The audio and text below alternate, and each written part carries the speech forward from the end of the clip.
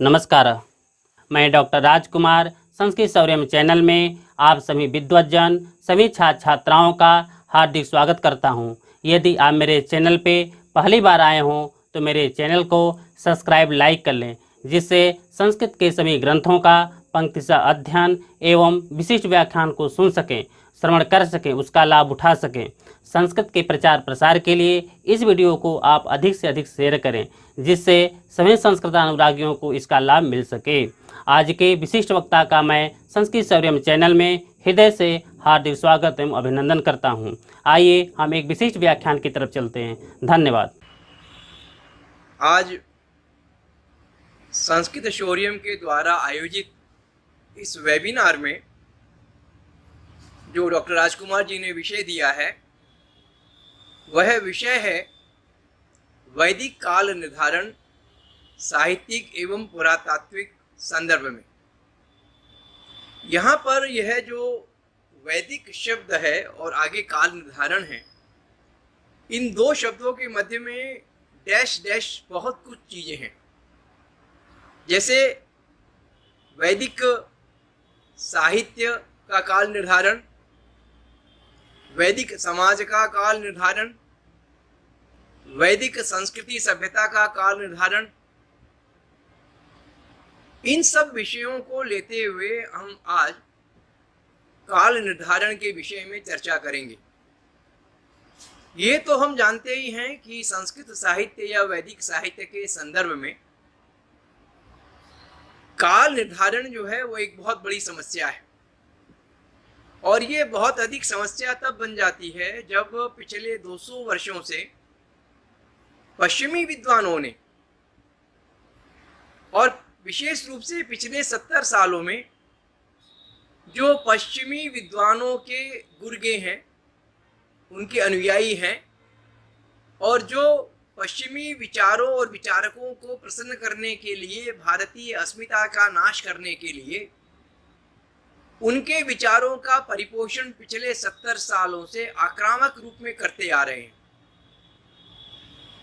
उसका परिणाम ये हुआ कि पिछले 70 सालों में देश की आजादी के बाद भी हम लोग भारतीय अस्मिता, भारतीय इतिहास, उसके विषय में जो तात्विक दृष्टि, भारतीय परंपरागत दृष्टि है, उस दृष्टि से हम लोग वंचित रह गए। ऐसा नहीं है कि संस्कृत के विद्वानों ने या परंपरागत विद्वानों ने इस विषय में चिंतन ना किया हो या उन विदेशी विद्वानों के मतों का खंडन ना किया हो, मगर दुखद पक्ष ये है कि पिछले 70 सालों में उन परंपरागत भारतीय विद्वानों के मतों का सही उपयोग भारतीय अस्मिता के निर्माण में नहीं किया गया। हम इस प्रश्न को इसलिए अधिक सजग रूप में और बहुत दृढ़ रूप में रखना चाहते हैं कि भारतीय इतिहास यानी प्राचीन भारत का जो इतिहास है, उसके विषय में जो सही दृष्टि है, तात्विक दृष्टि है, भारतीय परंपरागत दृष्टि है, उसको शिक्षण पद्धति में, भारतीय शिक्षा व्यवस्था के पाठ्यक्रमों में उसको रखना चाहिए था। मगर उसको एक संकीर्ण राष्ट्रवादी तथा कथित भगवावादी इस तरह के नाम दे करके उनको अपमानित करके उन अच्छे और तात्विक विचारों को अपमानित और दूर किया गया भारतीय जनता से। यहाँ ये विषय है कि पश्चिमी विद्वान क्या मानते हैं। जैसे आप जानते हैं कि जितने भी पिछले 50-60 साल में भारत के महान इतिहासकार हुए हैं, जो प्राचीन भारत के इतिहास पे लिखते हैं, चाहे वो रोमिला थापर हो, चाहे वो D.N. झा हो, चाहे R.S. शर्मा हो, या वो सभी विद्वान जो प्राचीन भारत इतिहास के विद्वान कहलाते हैं, उन लोगों ने एक ही बात कही कि ये जो वैदिक समाज है, ये जो आर्य लोग हैं, इनका बाहर से आगमन हुआ, और इन लोगों का आगमन हुआ फर्स्ट मिलेनियम BC में, यानी 1500 BC में। उन्होंने बहुत कृपा करके दिल्ली विश्वविद्यालय, BHU, JNU जैसे विश्वविद्यालयों ने, मोनियर विलियम जैसे या बाद के विंटरनिस जैसे विद्वानों के, संस्कृत के विद्वानों का मत रख के उसको 2000 बीसी तक ले गए। जबकि पिछले 50 साल में, 60 साल में, यानी अर्ली 70s से खास करके जो पुरातात्विक आर्कियोलॉजिकल खुदाइयां हुई, उनसे जो एविडेंस, साक्ष्य प्राप्त हुए, उन्होंने ये बहुत स्पष्ट किया कि जो परंपरा कहती है कि भारतीय समाज मूलतः वैदिक समाज है और इस वैदिक समाज का ही निरंतर सातत्यपूर्ण रूप में आज तक भारतीय समाज में संचालन हो रहा है। जब बीबी लाल या अन्य राष्ट्रवादी ASI, archaeological survey of India के पुरातत्व शास्त्रियों ने खुदाई करी, वो हरियाणा में, गुजरात में और राजस्थान में सरस्वती नदी के तट पे जहाँ जहाँ इन्होंने हिसार में, रानीखेड़ा में, कलीबंगन में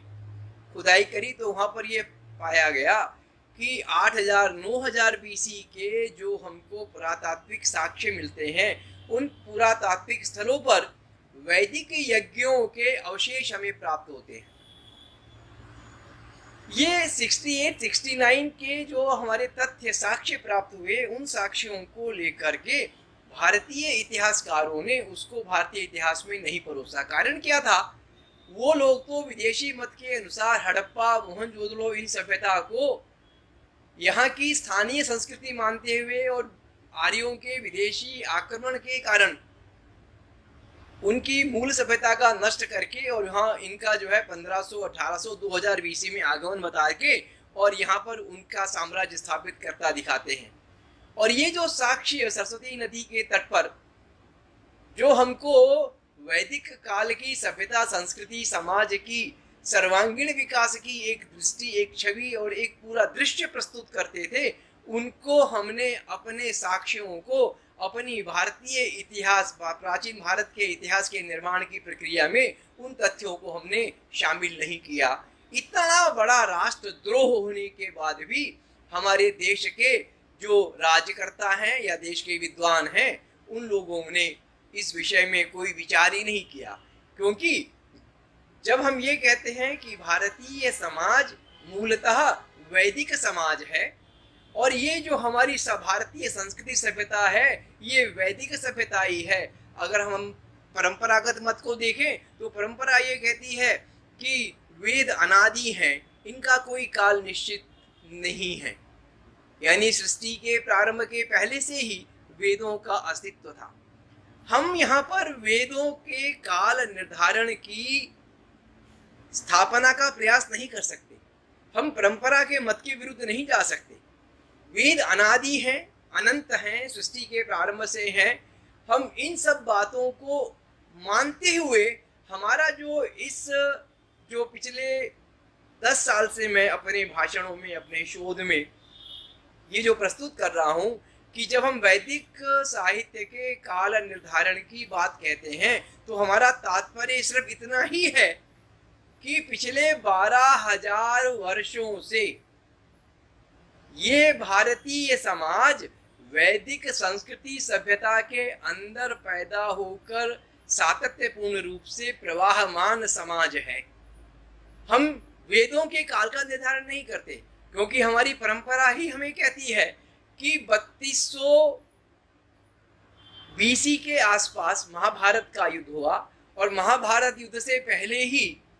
महर्षि वेदव्यास ने चारों वेदों का संपादन किया, कंपाइलेशन किया। यानी वेद अनादि हैं, अनंत हैं, सृष्टि के प्रारंभ से हैं, मगर जो महाभारत काल जो 3200 BC से पहले का समय, 100-200 वर्ष के पूर्व का है, उस समय महर्षि वेदव्यास ने इन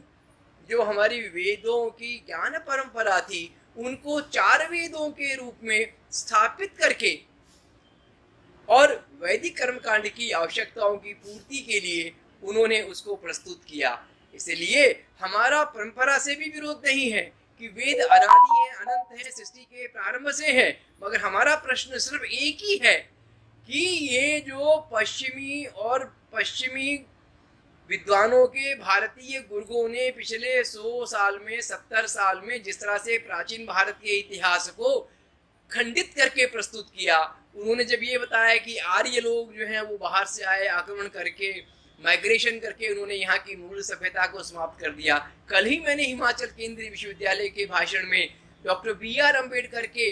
शोध के आधार पर यह स्थापित किया था कि आर्य बाहर से नहीं आए।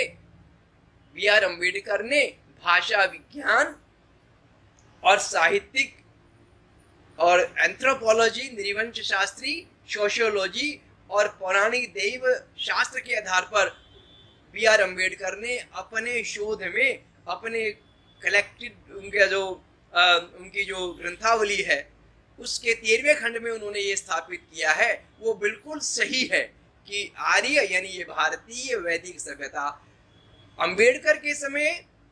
ये पुरातत्व के साक्ष्य हमारे पास नहीं थे, मगर साहित्यिक हमारे पास जो आधार थे, उन आधारों के विषय में जो भारतीय परंपरा के मत हैं उनको जो है हमको देखना चाहिए। मैंने अपने विषय में दिया है साहित्यिक एवं पुरातात्विक। अभी तक हमने चर्चा पुरातात्विक आर्कियोलॉजिकल एविडेंस की जो ये बताती है कि कलीबंगन, रानीखेड़ा, इस हिसार, हरियाणा, पंजाब और राजस्थान, गुजरात के सरस्वती नदी के तट पर जो अवशेष प्राप्त होते हैं पुरातत्व के, वह सब यही बताते हैं कि 9000, 8000, 7000, 6000। और इधर पाकिस्तान में, आज के पाकिस्तान में, ये जो बलूचिस्तान में मेहरगढ़ में पाकिस्तानी आर्कियोलॉजिस्ट डॉक्टर मुगल ने जो शोध पुरातात्विक शोध किए, उनके आधार पे यह निश्चित होता है कि ये वैदिक सभ्यता 9000, 10000 BC के समय भारतीय भूमि पर पुष्पित पल्लवित हो रही थी। क्योंकि अम्बेडकर ने भी इस बात को रखा कि हमारे ऋग्वेद में या हमारे वैदिक साहित्य में कहीं पर भी आर्यों ने, वैदिक ऋषियों ने, ऋषिकाओं ने यह संकेत नहीं दिया कि वो कहीं बाहर से आए हैं, बल्कि हमारे जो 3000 BC के आसपास जो एक वैदिक परिवार का एक हिस्सा ईरान में जाकर जरथुस्त्र के नेतृत्व में, जिसने ईरान में अपना नया अलग धर्म स्थापित किया, जिसे आजकल हम लोग पारसी धर्म कहते हैं और अंग्रेजी में उसको जोरोस्ट्रियन रिलीजन कहते हैं, उसका जो ग्रंथ जैन अवेस्ता है, क्योंकि मेरा ये अवश्य मानना है कि वैदिक तथ्यों के निर्धारण में जैन अवेस्ता साहित्य में उपलब्ध जो साक्ष्य हैं उनके द्वारा ही वैदिक तथ्यों की परिपुष्टि सही तरह से होती है। इन जर्मन विद्वानों ने या पाश्चात्य विद्वानों ने वैदिक साहित्य का जो निर्धारण 1500-2000 BC तक किया, वो उनका एक तरह से पांडित्यपूर्ण पाखंड था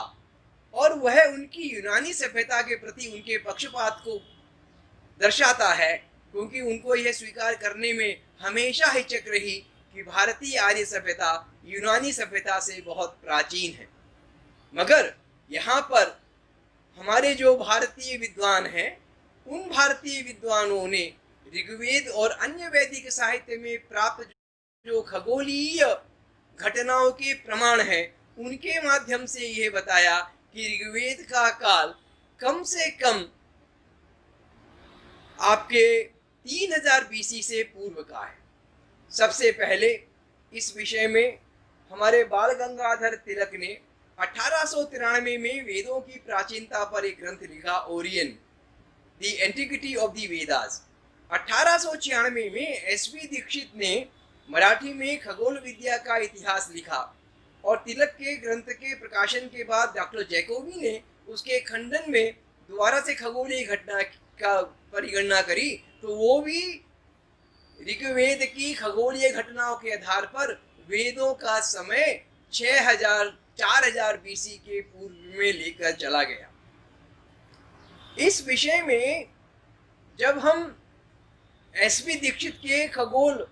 विद्या के इतिहास के विषय में देखते हैं और पारसी लोगों के द्वारा जो खगोल विद्या पे ग्रंथ लिखे गए, उनको जब हम दोनों को सामने रखकर देखते हैं तो हमारे सामने कुछ तिथियां स्वयं प्रकट हो जाती हैं। जैसे तिलक के अनुसार ऋग्वेद के कुछ मंत्रों की तिथि 4500 ईसा पूर्व है, क्योंकि वसंतकालीन विषुव की मृगशीर्ष में स्थिति के उल्लेख से यह बात प्रमाणित होती है। हमारा जो सबसे प्राचीन ब्राह्मण ग्रंथ है वह है शतपथ ब्राह्मण है। शतपथ ब्राह्मण में जो खगोलीय घटना है, जहाँ कहा गया कि कृतिका के ठीक पूर्व में उदय के उल्लेख का हमें वर्णन प्राप्त होता है, और ये खगोलीय घटना 300 ईसा पूर्व की है। यानी जब हम ये कहते हैं कि महाभारत काल में 3102 बीसी से पहले 100-200 वर्ष पहले वेद व्यास ने कर्मकांडीय यज्ञ कर्मकांड की मीमांसा को सुविधा देने के लिए चारों वेदों का कंपाइलेशन किया, संपादन किया, तो इसका मतलब यह है कि 3000 बीसी जब ब्राह्मणों का काल प्रारंभ होता है, उसमें याज्ञ कर्मकांड के व्याख्यान करने वाले इन ब्राह्मण ग्रंथों की रचना इनका संपादन हो चुका था, और वो हमको 3000 ईसा पूर्व का समय बताते हैं। इसी प्रकार दीक्षित ने मैत्रायणी उपनिषद की तिथि को 1900 ईसा पूर्व क्या नाम है इसको तिलक ने भी माना, क्योंकि शरतकालीन विषुव नक्षत्र के सर्विष्ठा के मध्य में उल्लेख हमें प्राप्त होता है। उसी प्रकार से दीक्षित ने वेदांग ज्योतिष की तिथि को भी 1400 ईसा पूर्व माना, तिलक और दीक्षित दोनों ने ही, क्योंकि वहां पर भी शरतकालीन विषुव के उस नक्षत्र के आरंभ में होने के उल्लेख से हमको यह बात प्रमाणित होती है। मेरे कहने का तात्पर्य ये है कि आप पिछले 9000 बीसी से नहीं, आज हो गए करीब 11,000-12,000 वर्ष। इन 11-12,000 वर्षों में जो हमारे साहित्यिक प्रमाण हैं, जो ये बताते हैं कि खगोलिक, पहला प्रमाण देखिए साहित्यिक प्रमाण। साहित्यिक प्रमाण ये कहता है कि ऋग्वेद में जो हमें खगोलीय घटनाएं मिलती हैं कुछ मंत्रों में, वो 4500 बीसी और 6000 बीसी के समय के कुछ मंत्र हमें उसमें प्राप्त होते हैं। शतपथ ब्राह्मण का 3000 बीसी है। इधर आप देखिए कि पुरातात्विक आपके पास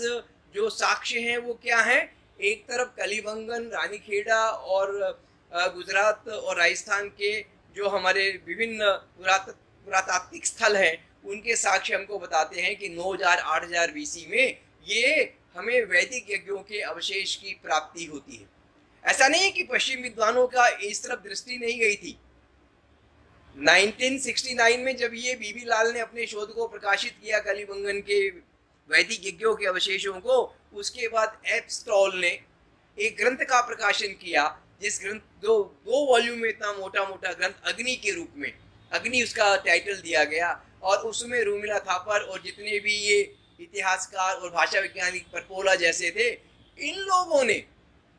उस ग्रंथ में लिखा और ये कहा कि जो हड़प्पा या मोहनजोदड़ो की सभ्यता के लोग थे वो भी संस्कृत भाषी थे, वो भी वैदिक यज्ञ करते थे, पर उन्हें वहाँ ट्विस्ट क्या दिया कि ये बाहर से आने वाले जो आर्य लोग थे, इन लोगों ने यहाँ की प्राचीन सभ्यता के याज्ञिक कर्मकांड की जो परंपरा है उसको स्वीकार कर लिया। यानी उन्होंने 1970 तक और आज 2020 तक उनके जितने भी शोध ग्रंथ आ रहे हैं, जितने भी एंशिएंट हिस्ट्री पे ग्रंथ आ रहे हैं, उसमें वो यही बात को स्थापित करने का प्रयास करते हैं। पहले तो वो ऋग्वेद के दास दस्यु शब्द को लेकर के आर्य अनार्य का संघर्ष दिखाते थे। जब उसका खंडन हो गया, जब 1936-40 में 46 में हड़प्पा मोहनजोदड़ो के पुरातात्विक अवशेष हुए, तो उन्होंने कहा कि ये बाहर के आर्यों ने आके यहाँ की सभ्यता का नाश किया, यहाँ के लोगों को मार दिया। मगर जब भूगर्भ शास्त्र की रिसर्च ने ये बताया कि नहीं, 3000 नहीं बल्कि 3000 बीसी में जो हड़प्पा मोहनजोदड़ो सभ्यता थी वो 1500-1600 भूगर्भीय कारणों से, यानी प्राकृतिक विपदाओं के कारण सरस्वती नदी के सूख जाने पर और अन्य बाढ़ इत्यादि प्राकृतिक प्रकोप होने के कारण वो सिंधु घाटी की सभ्यता पूरी तरह से अपने आप ही समाप्त हो गई। मगर इन लोगों ने उन पुरातात्विक साक्ष्यों को आज भी जो आर्कियोलॉजिकल सर्वे के विद्वान हैं, प्राचीन भारत के इतिहास हैं, वो इस बात को मानने को राजी नहीं है कि पाकिस्तान के बलूचिस्तान में, मेहरगढ़ में, अफगानिस्तान में, पेपरम में, ईरान में, पश्चिम एशिया में जो पुरातात्विक अवशेष प्राप्त होते हैं वो हमारी जो सातत्यपूर्ण वैदिक संस्कृति सभ्यता की जो परंपरा चली आ रही है उसके अभिन्न अंग है, इसको स्वीकार करने में और उसको अपने पाठ्यक्रम में, भारतीय इतिहास के पाठ्यक्रम में सम्मिलित न करके उन्होंने इसी बात को विभिन्न आधार पर, अब एक आधार और है, अब जैसे क्या है कि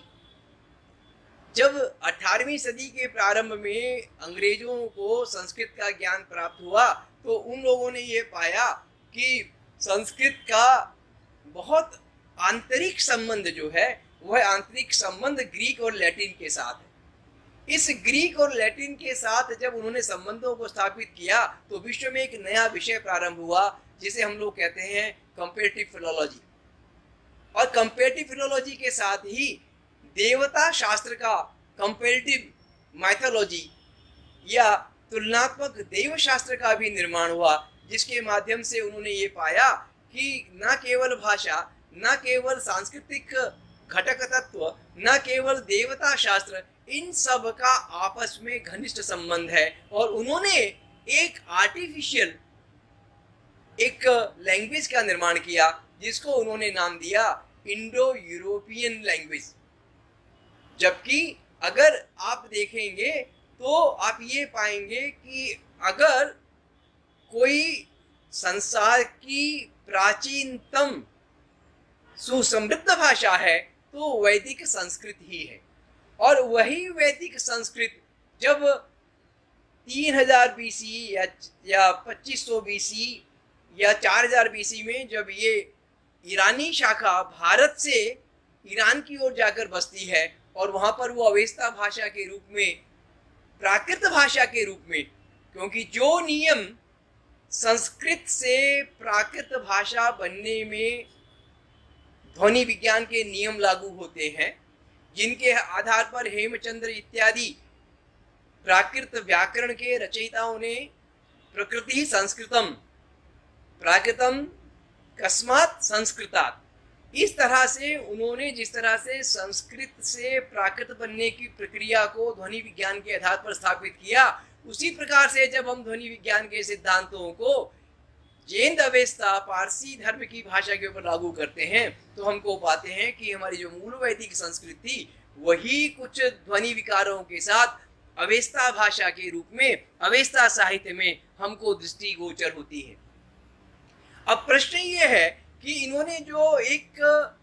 आर्टिफिशियल इंडो यूरोपियन लैंग्वेज बना के रखी है उसका हमारे वैदिक सभ्यता संस्कृति के इतिहास में क्या महत्व है। देखिए, हमारे जो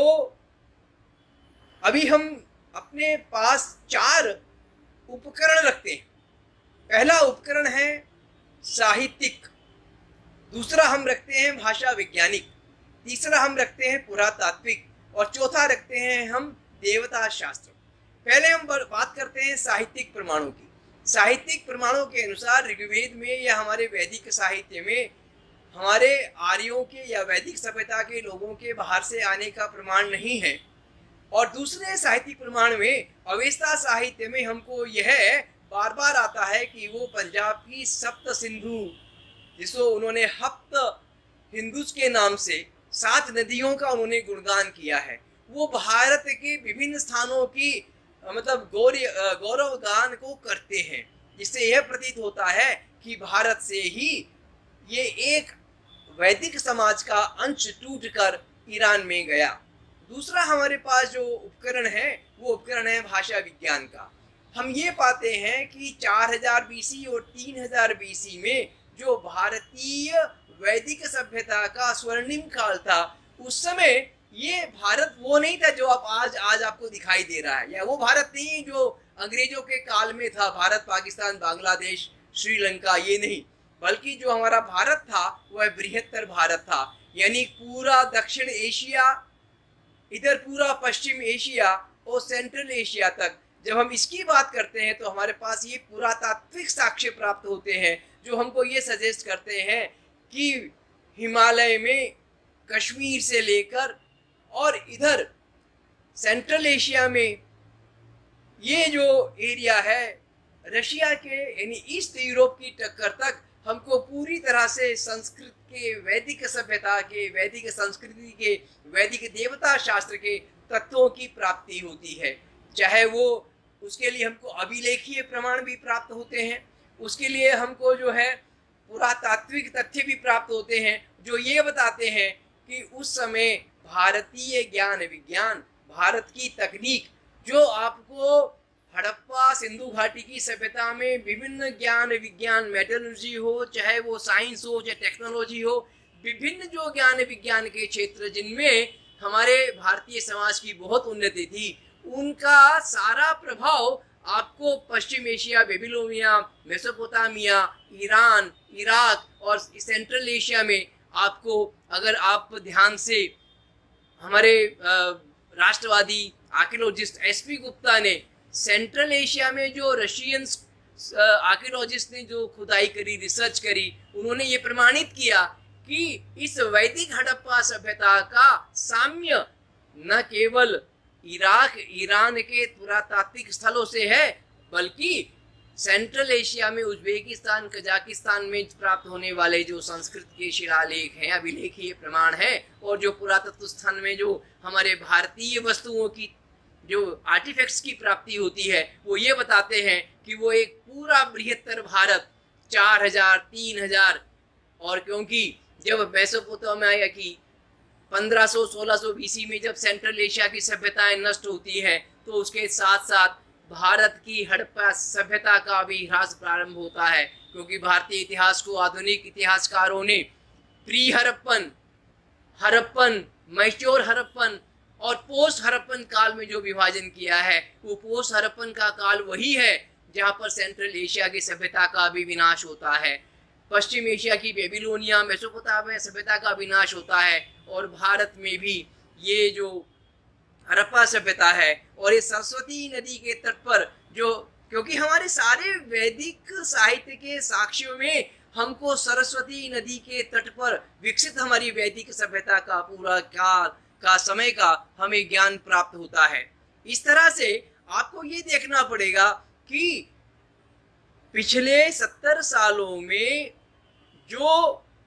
या पिछले 100 वर्षों में, क्योंकि ये बात आप मान के चलिए कि 60s तक पूरी दुनिया में किसी प्राचीन समाज के इतिहास के निर्माण में साहित्यिक साक्ष्य को आधार बनाते थे,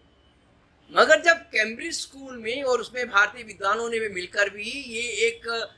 उद्घोषणा की कि साहित्यिक प्रमाणों के आधार पर आप किसी, क्योंकि रेप्सन ने जब पहला प्राचीन भारत का इतिहास कैम्ब्रिज यूनिवर्सिटी से प्रकाशित किया, और जिसको कि बाद के आर एस शर्मा और उमिला थापर जैसे लोगों ने इसको फॉलो किया, तो उन्होंने सारे साहित्यिक साक्ष्यों को तोड़ मरोड़ करके प्राचीन भारत के इतिहास को विकृत किया। मगर 60s के बाद पूरी दुनिया में ये हुआ कि किसी प्राचीन समाज के इतिहास का निर्माण तो केवल पुरातात्विक यानी आर्कियोलॉजिकल या एपिग्राफ, अभिलेख शास्त्रीय प्रमाणों के आधार पर ही किसी के इतिहास का निर्माण होगा। जब हमारे पास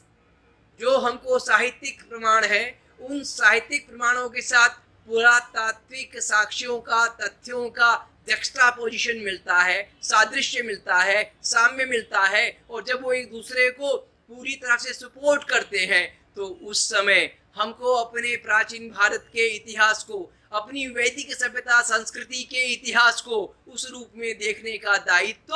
न केवल हमारा है, बल्कि संपूर्ण भारत का है। हमारे का मतलब है क्योंकि परंपरागत विद्वानों ने, चाहे वो तिलक हुए, चाहे वो दीक्षित हुए,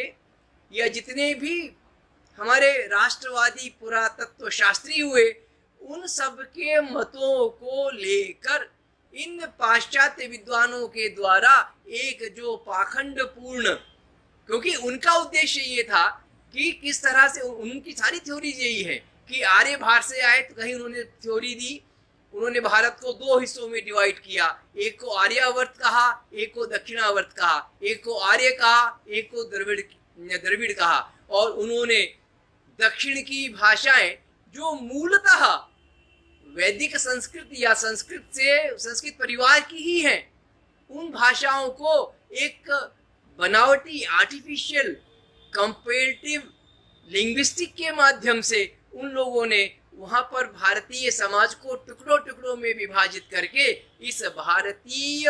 वैदिक समाज, क्योंकि कोई भी राष्ट्र तब तक राष्ट्र नहीं बन सकता जब तक उसके अंदर रहने वाली जो मूलभूत एकता का स्वर है, तत्व है, उसकी खोज न की जाए। अगर हम भारतीय संदर्भों में देखते हैं तो हम यही पाते हैं कि भारतीय इतिहास, भारतीय समाज मूलतः वैदिक समाज है, अर्थात भारतीय समाज मूलतः सांस्कृतिक सूत्रों के माध्यम से एक सूत्र में पिरोया हुआ है। हमारे पास विभिन्न भाषाएं हैं, हमारे पास विभिन्न जीवन पद्धतियां हैं, हमारे पास विभिन्न